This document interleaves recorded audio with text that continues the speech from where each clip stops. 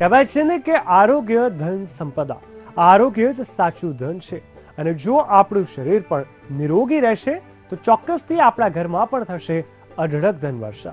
ત્યારે આજે આપ કેવી રીતે સબરસ એટલે કે નમકના પ્રયોગથી પ્રાપ્ત કરશો માતા લક્ષ્મીજીની વિશેષ કૃપા, એ જ વિશે વધુ માર્ગદર્શન આપી રહ્યા છે જ્યોતિષ આચાર્ય મહેન્દ્રભાઈ પંડ્યા. જય શ્રી ગણેશ. ભક્તિ રસમાં આપ સૌનું હાર્દિક સ્વાગત છે. જીવનમાં સંઘર્ષ અને સમસ્યાઓ જ્યાં હોય ત્યાં એનું સમાધાન પણ આપણને જોવા મળે છે. જીવનમાં સંઘર્ષ કોને નથી? કયો એવો વ્યક્તિ છે કે જેને જીવનમાં સમસ્યાઓ ન હોય? તકલીફ, સમસ્યાઓ, માનસિક વેદનાઓ, શારીરિક રોગ, પરિવારની પ્રીતિનો અભાવ, વધારે પડતી દોડાદોડી, વગર કારણની વધારે પડતી દોડાદોડી, આ બધું જ દરેકના જીવનમાં હોય છે. પણ આવા સમયે કોઈ પણ એવી વસ્તુ નજીકમાં હોય કે જેનો આશ્રય લઈ શકાય એવું ધ્યાનમાં ખરું? ઘણી વખત મોટી મોટી વસ્તુને પામવા માટે માણસ નાની નાની વસ્તુઓની ખેવના નથી કરતો, નજીકમાં રહેલી નાની નાની વસ્તુઓનું ધ્યાન નથી રાખતો. ત્યારે આપણને એમ લાગે કે આ નાની નાની વસ્તુઓનું જો ધ્યાન રાખ્યું હોત તો એ જીવનમાં ખૂબ જ આગળ વધી શક્યો હોત. મિત્રો, એવી જ કંઈક વાત આજે આપણે કરીએ. ભક્તિરસના દર્શકોને એવી વાત સાંભળવી અને સમજવી ગમે છે કે જે જીવનમાં ઉતારી શકે, સારી રીતે એ વસ્તુને મેળવી શકે અને એનો સારો ઉપયોગ કરી શકે. ગૃહિણીઓ, બહેનો રસોડાની અંદર તો ખૂબ કામ કરતી હોય છે, પણ રસોડામાં એક વસ્તુ એવી છે કે જે વસ્તુ ખૂબ જ ઉપયોગી બનતી હોય છે. કદાચ આપણને ખબર નથી, પણ એ વસ્તુને આપણે સબરસ તરીકે ઓળખીએ છીએ. અને એ વસ્તુ છે લૌકિક વ્યવહારમાં જેને મીઠા તરીકે આપણે નામ આપ્યું છે. ખારું દૂધ હોવા છતાંય આપણે એને મીઠું શા માટે કહીએ છીએ? તો આ વાત તો સમજવી જ પડશે. દુર્ભાગ્યને સૌભાગ્યમાં પલટાવી શકે એવી કોઈ પણ વસ્તુ હોય તો એ મીઠું છે. ઘરની અંદર રહેલી નકારાત્મક ઉર્જાને સકારાત્મક ઉર્જામાં પરિવર્તન કરવા માટે અગત્યનું કોઈ પણ જો વસ્તુ હોય તો એ મીઠું છે. બીમારીમાં રાહત અપાવી શકે એવી કોઈ પણ વસ્તુ હોય તો એ મીઠું છે. જીવનમાં વારંવાર સંઘર્ષ અને સમસ્યાઓનું સર્જન થતું હોય, ક્યાંય રસ્તો ન મળતો હોય તો રસ્તો બતાવી શકે એવી તાકાત જો કોઈ ધરાવતું હોય તો એ મીઠું છે. મીઠાની અંદર જે તાકાત છે, દેવતાઓની પૂજામાં પણ કદાચ ઘણી જગ્યાએ આપણને મીઠાનો ઉલ્લેખ જોવા મળે છે. સમુદ્રના ફીણને પણ મીઠા તરીકે કલ્પના કરી અને પ્રતિષ્ઠાદી યજ્ઞ યાગાદી કર્મોની અંદર એની ઉલ્લેખ બતાવવામાં આવેલો છે. તો એનો મતલબ એવો થાય કે મીઠું એ જીવનમાં ખૂબ જ મહત્વનું છે. ઘરગથ્થું હોવાથી, નજીકમાં હોવાથી, ગામ કહેવાય ગામનો ગોળ અને પાદરનું તીરથ, આ બેનું બહુ મૂલ્ય ના હોય. એમ દરરોજ જેનો ઉપયોગ કરતા હોઈએ એ આપણને ખબર ના હોય, પણ આવા મીઠાના વિવિધ ઉપયોગો કઈ રીતે કરી શકાય, આવા મીઠાના ઉપયોગ દ્વારા કઈ રીતે આપણને સાચું સુખ મળે, મીઠું કઈ રીતે જીવનમાં ઉપયોગી છે.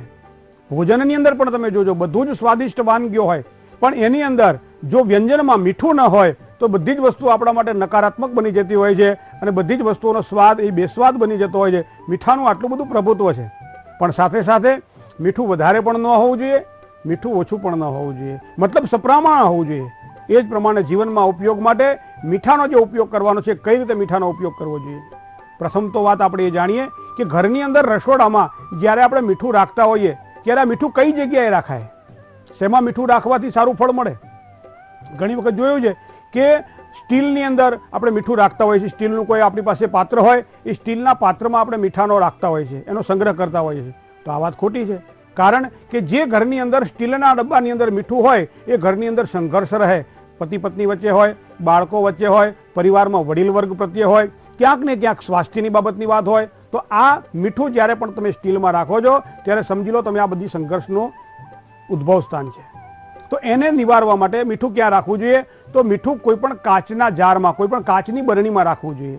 તો એક વસ્તુ નક્કી થઈ ગઈ કે કાચના જારમાં એટલે કે કાચની બરણીમાં જો મીઠું રાખવામાં આવે તો એ સકારાત્મક ઉર્જાને આપણને આપે છે. હવે મીઠું જ છે મતલબ કે આપણા માટે મીઠાશ છે. તો મીઠાશને વધારે કઈ રીતે મેળવવી? મંગળવારના દિવસે ગૃહિણીઓ જ્યારે ઘરમાં પોતું કરતી હોય, કચરા પોતા કરતી વખતે જ્યારે પોતું કરતી હોય, એ પોતાનું જે પાણી છે, યાદ રાખજો મંગળવારે અને શનિવારે આ પ્રયોગ થઈ શકે છે. મંગળવાર કે શનિવાર જ્યારે આવતો હોય ત્યારે એ પોતાના જે પાણીની અંદર થોડુંક 2 ચપટી મીઠું નાખી અને એ પાણી વડે જો આખા ઘરમાં પોતું મારવામાં આવે તો ઘરની અંદરથી નકારાત્મક ઉર્જા દૂર થાય છે, સકારાત્મક ઉર્જાની ત્યાં શરૂઆત થાય છે. જેના કારણે મનોરોગીઓ જેને કહેવાય, વધારે પડતી જેને બોલવાની ટેવ હોય, વધારે પડતી જેને ઉતાવળિયા જેનો સ્વભાવ હોય, જેનો સ્વભાવ ચંચળ હોય, વારંવાર ક્લેશ ઉત્પન્ન કરે એવી વાણી જેની હોય, આવી બધી જ બાબતોનો નાશ કરવા વાળું આ રીતે પોતું કરવામાં આવે તો સકારાત્મક ઉર્જાની વૃદ્ધિ થાય છે. મતલબ મારા અને તમારા જીવનમાં જો કોઈ ઉપયોગી હોય તો મંગળવાર અને શનિવારના દિવસે જ્યારે પોતા કરીએ ત્યારે એ પોતાની અંદર એ મીઠું જે છે એ પાણીમાં ઉપયોગ કરીએ અને પછી એના દ્વારા પોતું કરવામાં આવે તો સકારાત્મક ઉર્જાની પ્રાપ્તિ થાય. આવી નાનકડી વાત જોઈએ કે માનસિક રોગી જે છે વારંવાર નબળું વિચાર્યા કરે છે, ક્યારેય સકારાત્મક વિચારો જ નથી આવતા. કોઈ પણ વસ્તુને હાથમાં લેતા પહેલા 100 એના નબળા વિચારો આવી જતા હોય છે. કામ કરતો હોય ત્યારે પણ એને એવું લાગ્યા કરે છે કે આ કામ મારાથી નહીં થાય. કોઈની સાથે વાત કરતા હોય ત્યારે એમ લાગે કે આ વાત હું નહીં કરી શકું. આગળ વધવાનું હોય, ચાહે નોકરી ધંધાની અંદર, ચાહે શેઠ સાથે વાત કરવાની હોય, ચાહે બોસ સાથે વાત કરવાની હોય, ઘરમાં પત્નીએ જ્યારે પતિ સાથે વાત કરવાની હોય, પતિએ માતા પિતા સાથે વાત કરવાની હોય, આવી બાબતોમાં કાયમ જે નકારાત્મક વિચાર કરવા વાળા વ્યક્તિઓ માટે એક ખૂબ જ સુંદર ઉપયોગ મીઠાનો બતાવવામાં આવેલો છે શાસ્ત્રની અંદર.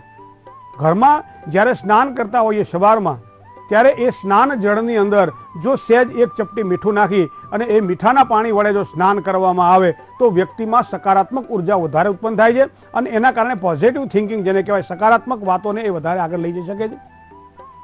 માનસિક સંતુલિતતા આના દ્વારા પ્રાપ્ત થાય છે. દરેક પ્રકારે આગળ વધવું હોય ત્યારે વાણીને મહત્વની માનવામાં આવે છે. તો વાણીને મહત્વની બનાવવા માટે આ મીઠાનો પ્રયોગ આપણે કરી શકીએ છીએ. તો જળની અંદર જો મીઠું નાખી અને એના વડે જો સ્નાન કરવામાં આવે તો આપણને ખૂબ જ સારી સફળતા અને નકારાત્મક ઉર્જા છે દૂર થાય અને સકારાત્મક ઉર્જાની શરૂઆત થાય. મોટા ભાગે આપણે ફ્લેટોમાં જોઈએ છીએ, બંગલાઓમાં જોઈએ છીએ, દરેક જગ્યાએ જે ટોયલેટ છે એ ઘરની અંદર રાખવામાં આવે છે. ટોયલેટ જ્યારે ઘરની અંદર હોય ત્યારે ટોયલેટમાંથી નકારાત્મક ઉર્જા કન્ટિન્યુ ચાલુ રહેતી હોય છે અને એના કારણે એ નેગેટિવ ઉર્જા આખા ઘરમાં ફેલાતી હોય છે અને એના કારણે ક્લેશ, કંકાશ, ભય, ગ્લાની, ચિંતા, વ્યથા, પૈસાઓનું ન ટકવું આ બધું જ આપણને જોવા મળે છે. આપણને ખબર નથી હશે એના કારણે થાય છે. આટલું બધું કમાઈએ છીએ છતાં ટકતું કેમ નથી? માનસિક શાંતિ રાખવા માટે મૌન રહીએ છીએ અને છતાંય સામેનો વ્યક્તિ આપણને પરેશાન કરે છે. ઘરની અંદર સારું કરવું છે તો એ ખરાબ થતું જાય છે. તો આ બધાનું મૂળ છે આ ઘરમાં રહેલું ટોયલેટ. ઘરમાં ટોયલેટ જ્યારે હોય ત્યારે એની નકારાત્મક ઉર્જા આખા ઘરમાં ફેલાતી હોય તો આવી નકારાત્મક ઉર્જાને દૂર કરવા માટે શું કરવું જોઈએ? તો નકારાત્મક ઉર્જાને જો દૂર કરવી હોય તો જે આપણું ટોયલેટ છે ત્યાં એક બલ્બ રાખવાનો હોય છે અને બલ્બ બને ત્યાં સુધી વાદળી રંગનો હોય, બ્લુ કલરનો જો બલ્બ 24 કલાક જો ચાલતો હોય તો એ નકારાત્મક ઉર્જાને દૂર કરે છે. પણ આપણે તો મીઠાની વાત કરવી છે. તો 7 ફૂટથી ઉપરના ભાગમાં એક કાચનું સુંદર મજાનું એક કબાટ બનાવવામાં આવે અથવા તો એક સ્ટેન્ડ બનાવવામાં આવે અને એના ઉપરના ભાગમાં કોઈ વડાગરું હોય, કરકચ હોય કે પોળાવાળું આ 3 પ્રકારના મીઠા છે. તો આ 3 પ્રકારના મીઠામાંથી વડાગરું હોય, કરકચ હોય કે પોળાવાળું કોઈ પણ મીઠું એ કાચના બાઉલમાં મૂકી અને એ કાચના સ્ટેન્ડ ઉપર જો મૂકવામાં આવે અને દર શનિવારના દિવસે એ મીઠું તમારે ચેન્જ કરી નાખવાનું, મીઠું બદલી નાખવાનું. એ મીઠાને કોઈ પણ એવી ખુલ્લી અને અવાવરૂ જગ્યા હોય ત્યાં ફેંકી દેવાનું અથવા એ મીઠાને પાણીમાં નાખી બિલકુલ એને ઓગાળી અને ખુલ્લી જગ્યા હોય ત્યાં ફેંકી દેવાનું અને નવું મીઠું દર શનિવારના દિવસે જો ભરવામાં આવે તો આ ટોયલેટમાંથી નીકળતી નકારાત્મક ઉર્જા ઘરમાં પ્રવેશશે નહીં અને એના કારણે રોગ અને મંદવાડ પણ દૂર થશે, માનસિક શાંતિ પણ મળશે અને પૈસાની વૃદ્ધિ પણ થશે. તો એક નાનકડો પ્રયોગ આ પણ છે કે જ્યારે પણ આપણે આ રીતે કરતા હોઈએ ત્યારે મીઠાનો ઉપયોગ આપણે કરી શકીએ છીએ. કોઈ પણ વ્યક્તિ વારંવાર બીમાર પડે છે. કોઈ પણ વ્યક્તિને બીમારીમાં કોઈને કોઈ તકલીફો સતત રહ્યા જ કરે છે, ચાહે માનસિક હોય ચાહે શારીરિક હોય, પૈસાનો વ્યય કન્ટિન્યુ થતો હોય તો એવા સમયે મીઠાનો ઉપયોગ કઈ રીતે કરવો જોઈએ? કાચના પાત્રની અંદર, કાચની બોટલની અંદર મીઠું ભરી અને જે વ્યક્તિને મંદવાડ ઘર કરી ગયો હોય, જે વ્યક્તિ માનસિક પરેશાન હોય, જે વ્યક્તિને વારંવાર ખોટા વિચારો આવતા હોય એના પથારીમાં ડાબી બાજુના ભાગમાં કાચના બોટલમાં ભરેલું મીઠું એની નકારાત્મક ઉર્જાને ખેંચી લે છે, સકારાત્મક ઉર્જા આપે છે.